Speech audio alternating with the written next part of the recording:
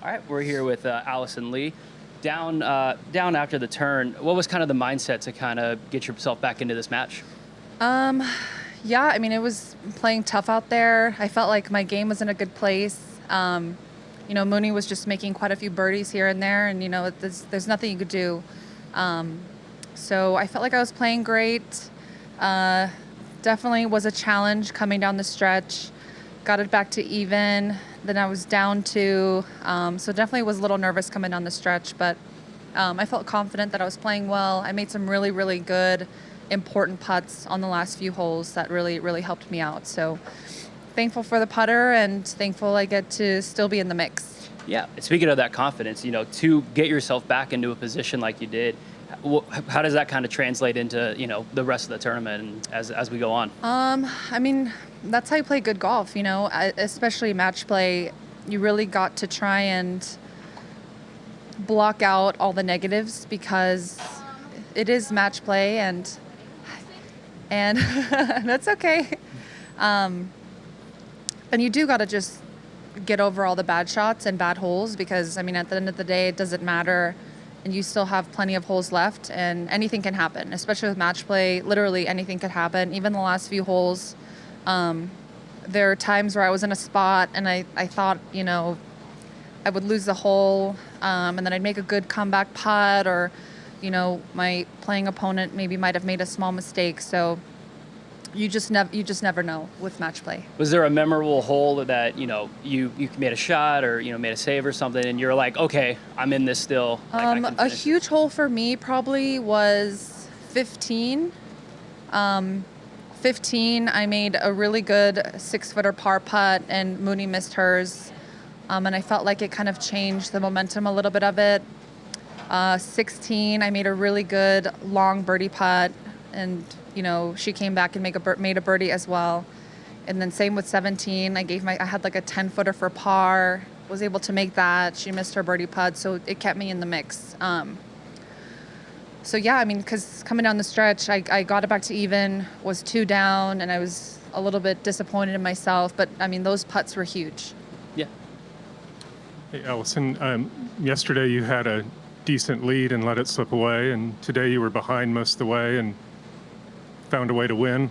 Is that just an indication of what match play is? Yeah, I mean, honestly, yesterday I did not play well. Maria didn't play well either. We both were kind of struggling as the day was going on. It was kind of rough. I did have a lead, but honestly, to me, it didn't really even feel like a lead because we were both playing poorly. I mean, we had a couple holes halved with bogey. I lost a couple holes because I had made bogey. She lost a few because she made bogey. And today, honestly, I feel like I played great. I made quite a few birdies out there. Yeah, I mean, overall today, I probably shot 6 strokes better, I think.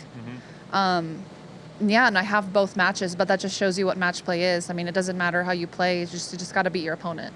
So you're in control of your group now, but Danielle's standing in your way tomorrow. What do you expect to play against Danielle on her course here?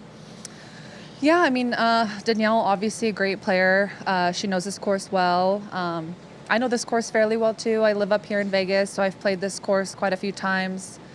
That doesn't make the course any easier than it is, no matter how many times we've played it. But yeah, it should be good fun. Honestly, I just feel like if I played like I did today, I should be good. I should be solid. But yeah, you just never know what tomorrow, the next day holds.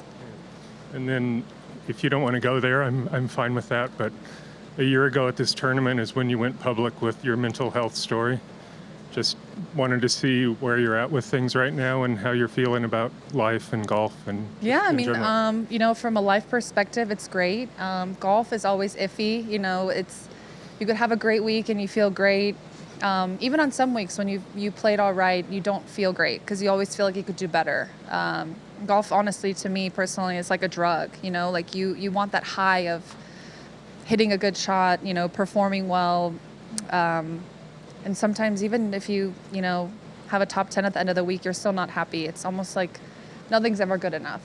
So it's just working through that and making sure I celebrate the little things. And and really just stay positive and really enjoy the moment. I mean, it's beautiful out here. The weather has been amazing for us the last couple of days, especially for here in Vegas.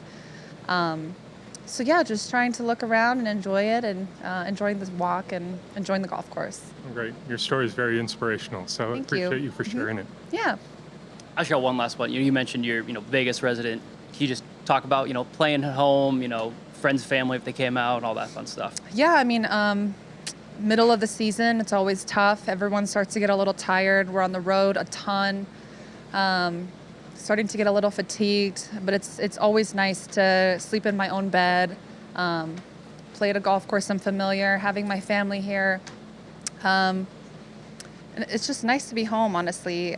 We don't really get to be home much in the middle of season, so I'm really appreciating this. And obviously playing a course like Shadow Creek, I mean, it's the best in town, and it's one of the best in the whole country. So yeah, a mix of great golf course, staying in my own bed. I mean, you can't ask Home for cooked much meal. better. Yeah. All right. Thank you, Alison. Okay, thank you.